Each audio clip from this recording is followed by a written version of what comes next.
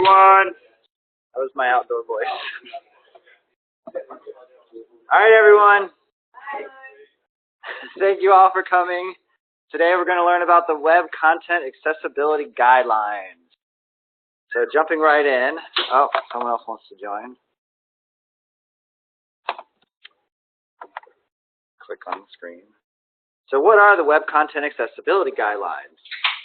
So when you have trouble seeing or have trouble using a mouse and a keyboard and you can't just do what we do every day, these guidelines are there to kind of guide websites and web developers and stuff to how to create websites that anybody can use. People with disabilities, like not being able to see very well or not being able to have full range of motor usage.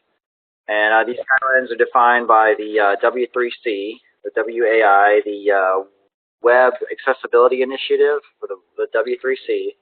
And it's an attempt to make the websites accessible to a range of limited motor abilities and sensory perceptions. That's the nutshell. That's the gist.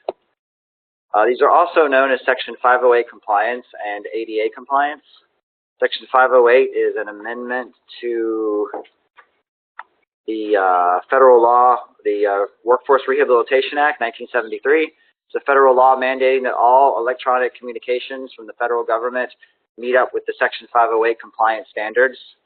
And the WCAG that I'm going to talk about goes towards that.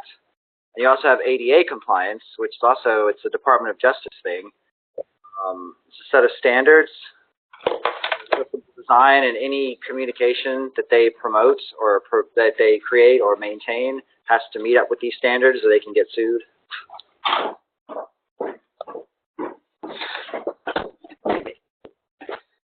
So I'm going to show you a quick screen reader demo just so you know what it's like if you're blind or you have trouble seeing. When it's going to jump into this and it's going to be kind of quick, but as you see this, please, and you might want to just close your eyes if you really want the full experience.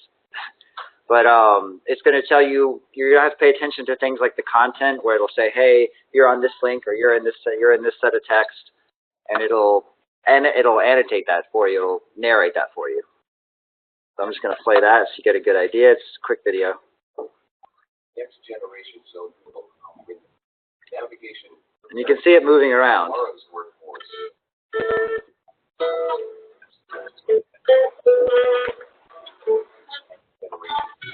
You can hear it narrating what it finds on the page. And what I'm going to talk about today will tell you how to get from HTML to this kind of behavior.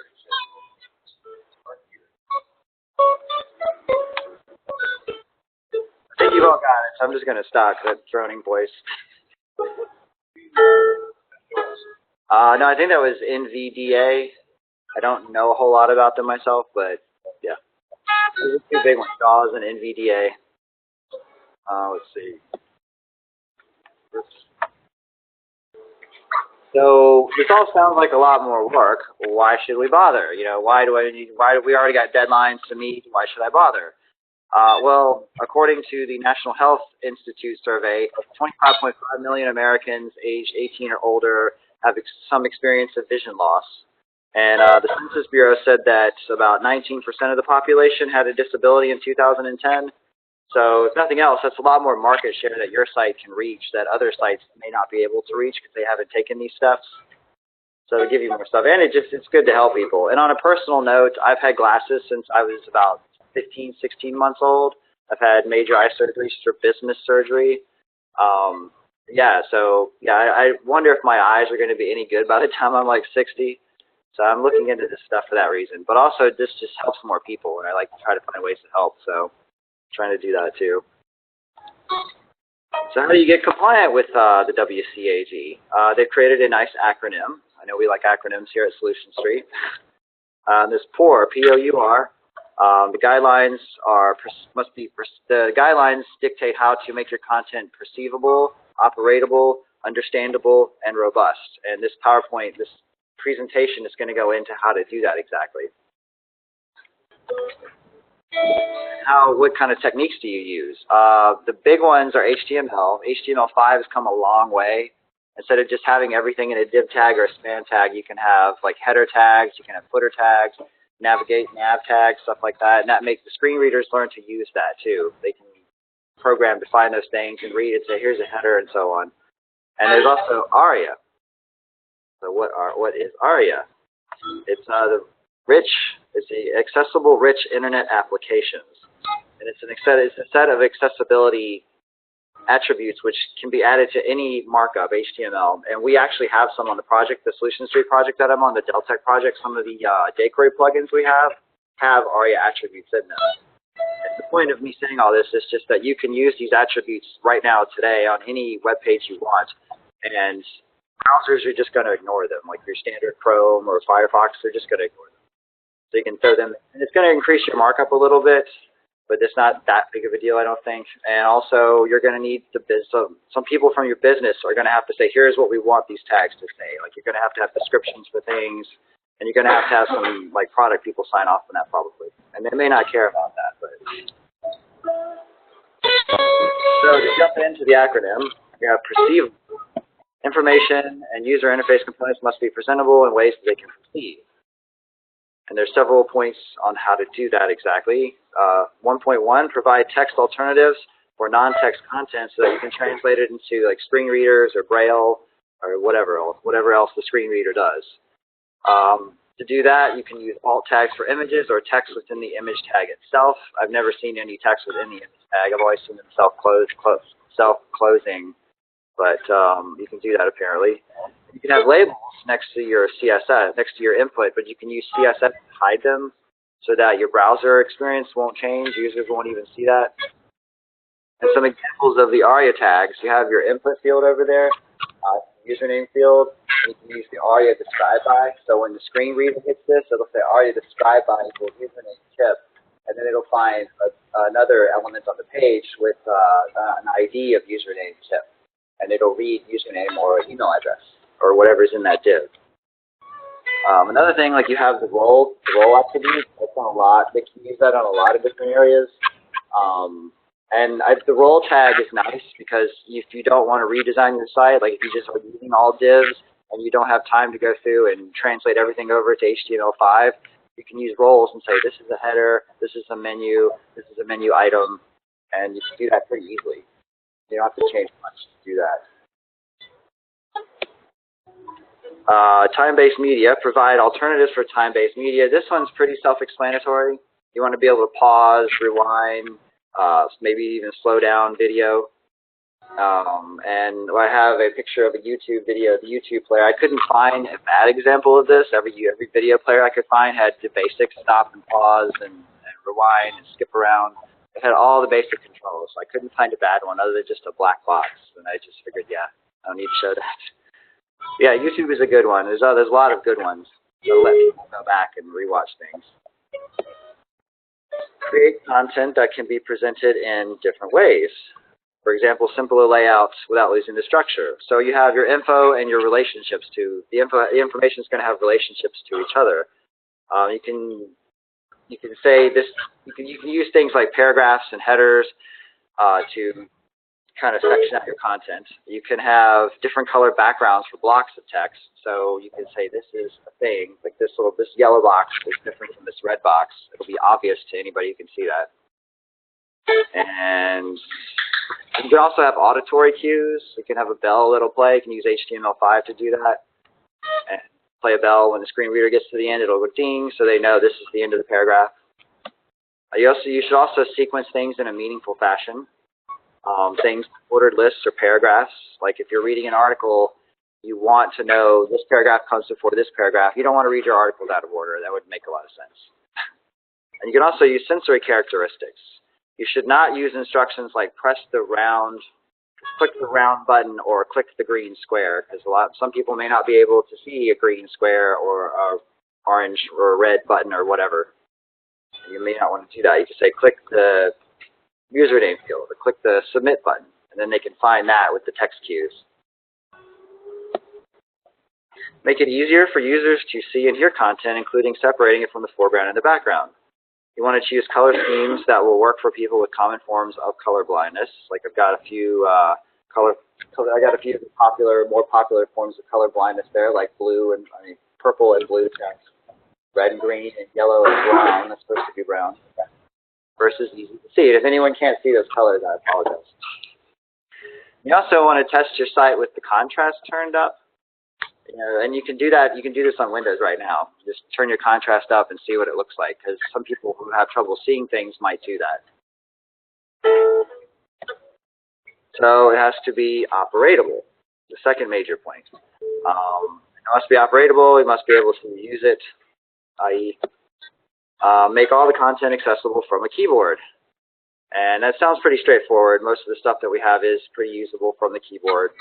That's not a mouse, so you can't use a mouse for that. So some things may not be better. Like, I'm not sure how you'd write games for this, but that's not what we're worried about here. If keyboard focus can be moved to a component of a page using the keyboard interface, then it can be moved out of it using the same keyboard interface. You don't want to like lock them into an element or an input tag or a block of text. And if it requires more than an unmodified arrow or a tab key to get out of it, you should alert the user to do that. You say, hey, you're going to need to do this to get out. You can have an on-focus event fire off when that happens. You need to give them time to read the content. And this isn't that big of a deal. Normally you'll just have text on a page, but this starts to get hard when if you're submitting a form. Like, I fill out a form, I hit, I want to submit it. It says, here, please check everything you've done to make sure this is what you want. To confirm it, you'll have a time limit, like my bank. When I'm on my bank's website, it'll time out and say, hey, are you still here? It'll ask me if I want more time. And that's the kind of thing you want to do to be web content accessible. You want to have it say, you want to log out or not, and if you do, good. If not, then these two re-authenticate you to reset your time limit and then put you back where you were in the same content. It's very hard for people who can't see very well to find where they're at in the document. And also, you want to deal with interruptions too. Like, if there's some sort of an interruption, like if they do something and then it says, oh wait, you've got to go back and fix this. You want to be able to say, hey, you can pause where you're at and come back to it. And don't design content that is known to cause seizures. Web pages cannot contain anything that flashes more than 3 times on any 1 second period. There's flashing versus blinking. And as near as I can tell, flashing is on, off, on, off. Blinking is on, fade out, on, fade out.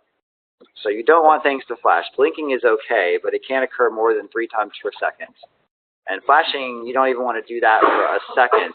You need to alert the user, and this includes anything like videos, or like if you're showing a lightning storm or something, or gunshots maybe, you want to let them know that's going to be there before it starts playing. So no flash. Provide ways to help users navigate and find content and determine where they are. So that means you have blocks that you can bypass. Like, you don't need to read the entire menu to the user every single time they tab through it. You don't need to read like option 1, 2, 3. You just need to say, hey, this is the menu. If you want to go into that, you can let them go into that and then read the whole menu to them. You want to have all your pages have titles, basic HTML. So that way they can figure out where they're at. This is all about getting a mental model of the page, giving the user a mental model, like letting them establish that in their mind and know where they are. And then you have another thing to help with that is the focus order. And you have to have a consistent focus order. Like, a lot of times it's just top down. That would work for this. It's just very simple stuff. Just consistent is important too. Your link purpose. You can use the ARIA label. I've highlighted it in red. So that way when the screen reader gets to it, it would read the link and it would say, my page. That way you'd know, okay, this is my page. And you could just have one-word descriptions there too, like home or shop or whatever. And you can also have multiple ways to get around the UI. You can use a search bar. You can use just your default navigation. You can also use filters to say, filter out results that are possible. You can also use headers and labels. But you can use the div tag. You can use the HTML header tag, or you can use the labels header. Screen readers interpret that the same way. And you can also have like paragraph summaries. So if you're like looking for a news article, you can have like the first sentence or two, like you see standard stuff you see on web pages now. And you also want to have visible focus. You want to know where you're at when you do that. Like, you want to make it visible what has focus. Have like a border around the element that you're on, or in a lot of browsers have the blinking cursor when they're on a text field, just to say, hey, here you are. And you have your location, or like what page you're on, where the content is, where the context of your screen reader currently is. And it'll say, you can have different ways to do it. Like you can have breadcrumbs, say I'm at home, shop, electronics, whatever. Or you can have links back to homepage. Those really help. So if you're there and you don't know where you are, you can say, oh, I go back to the homepage and just start over. That's really helpful for people who have a hard time, I think. Understandable. Information in the operation of user interfaces must be understandable. You got to make your text content readable and understandable. Do that with, you have the language of the page. And have the lang attribute there. I'm sure most of you have seen this. This is important, as a screen reader may look at English and say right to left, but maybe you've got Hebrew, which is left to right. You can't read it the same way. So you need to let the screen reader know you're going to be reading this differently. And you can also have different parts of the page, like the header or the footer there. You can also give them different languages. Yes? You can get rid of the participant. Oh. Put the actual participant icon up higher. Hide bubbles. Oh yeah, thank you. Thank you. So we have our unusual words. And sometimes, you have a word and you're not sure your screen reader is going to pronounce it right. And so a good thing to do is to link to the definition of the word. Usually just a web page, or sometimes there's like an audible description of the word. And then with abbreviations, like CIA or WHO, you want to make sure that the first time you use an abbreviation, you state what it actually is. So the user can get a feel for what that is. And I'm sure you've all seen this stuff on articles today.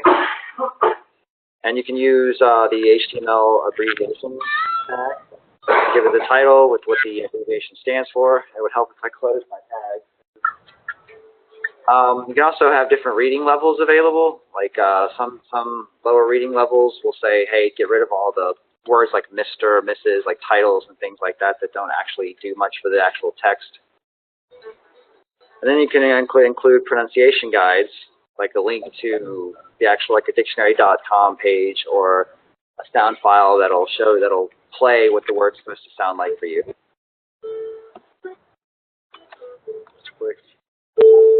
Make web pages appear and operate in predictable ways. So this is all about the content. So you're moving your context around. It's harder to do that when you can't see where you're at. You don't see the background. You just see the place that you're at. So when you're on focus, and this includes initial focus, as well as user-initiated changes in focus, you can tell them, hey, you're on the username field. You can have like the ARIA labels, or use the ARIA describe by tags to do that. You want to change it. So it's important to do this. So when you get focus, or when you change the input for something, it'll do that. And there's the ARIA live tag. You can say ARIA live, and there's 2 values for that. So I'll go over those more in a minute. But every time something changes in there, it'll read out what changed to the user. So if you write JavaScript code to change something, the user will know about it. And the last point on this one is one of the more important ones, the change on request, which just means if the context shouldn't change unless the user asked it to change, unless the user tabbed or clicked on something else. You don't want to just have it just do things, especially not without telling the user, hey, this was changed. You're not in the same field you thought you were, you're in this other field now. So they just need to be made aware of this. Input error is automatically detected. That's the ARIA Live. ARIA Live has two values, polite and assertive. If it's polite and something changes in an ARIA Live field, it'll interrupt. I mean, if it's polite, it'll just wait till whatever is currently reading to the user is done, and then it'll say, oh, and this changed. If it's assertive, it'll interrupt whatever it's in the middle of reading to the user. It'll just stop and say, hey, this changed. And that might be important if you're doing something like a banking transaction or something that you might actually care about that. You have labels and instructions are provided to the users when content requires user input. So you can set things to ARIA invalid equals true.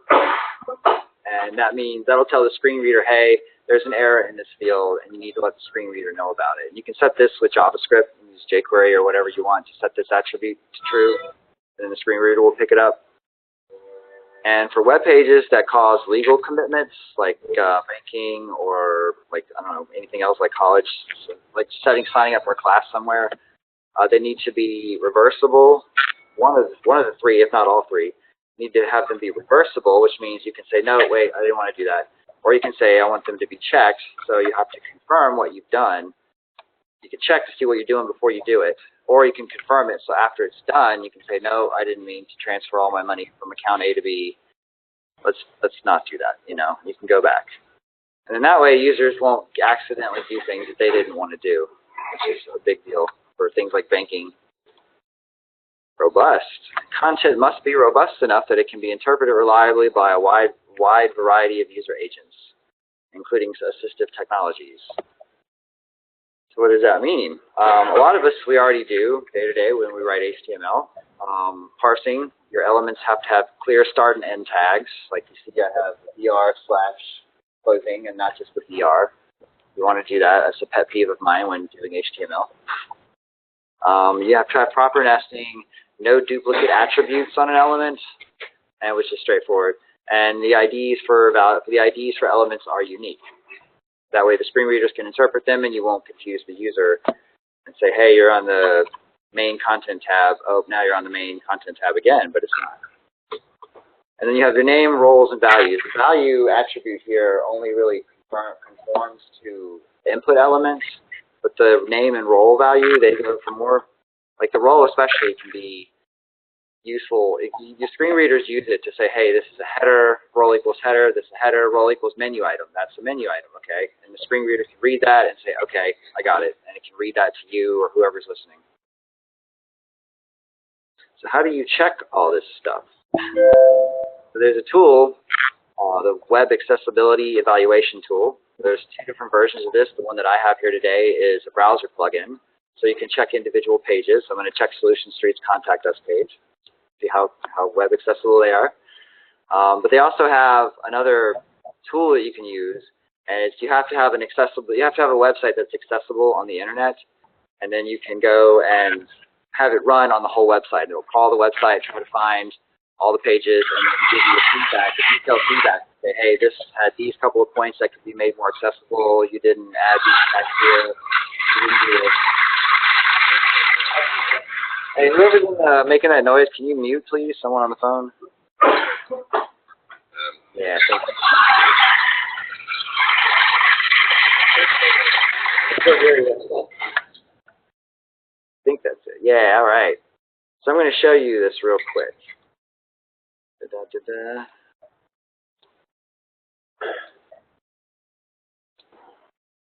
So here's the Solution Street. Here's the plugin. I'm going to run the plugin. And here's my feedback. So it shows you different things you can do. Like here's your form. Form label is present and associated with the form control. So that's good. See, here's an error. Image alternative text is not present. So we can add alt text to that image. So these are actionable things that you could do and address them to get your site more compliant. And I was looking into how they handle single-page applications, and there is already plugins for both React and Angular to do this, to get this kind of stuff done. And I haven't actually tried this on one of these single-page application sites, so I don't know how well it works exactly, but I assume it works pretty well. This is all JavaScript. It just runs the JavaScript. It's like a normal web browser. And yeah, that's about it. Anybody got any questions?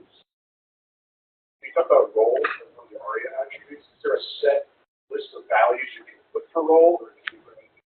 You can put anything you want, but the screen readers only read like header, footer, menu item, navigation, stuff like that. There is a list. Yes. Do you know where the federal government's going on its new regulations? Because I thought 508 state was phased out a little bit more in terms of some of the newer guidelines. I'm not sure about that. I have to look into that one more. Yeah, because it used to be, 508 was, if you're gonna sell to the U.S. government, develop software for the government, You need have to be 508. compliant with that standard, but as a thought, it's evolving. Yeah, I'm not sure about that. I know the WCAG stuff that I was kind of focusing on is more of just like general guidelines. Like you can get into alignment with these content you can get into alignment with this stuff using these guidelines. You should be 508 compliant if you meet with the WCAG compliance, as far as I know. It seems like almost like a superset of 508. I feel like I'm never really that full of OML. Hey, Srivastava, can you go on mute, please? Okay. I'll be hungry by 7. Yeah, you will. Did everyone go on mute, please? I'm hearing people talking. Sorry. You're just gonna look at me as an alien for a while. How do I do that? Yeah, if you pull the contacts back up, there's a little bottom left and bottom right.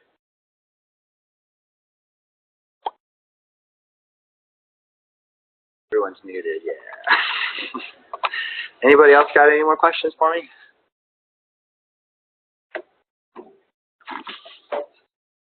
I really like these, so yeah.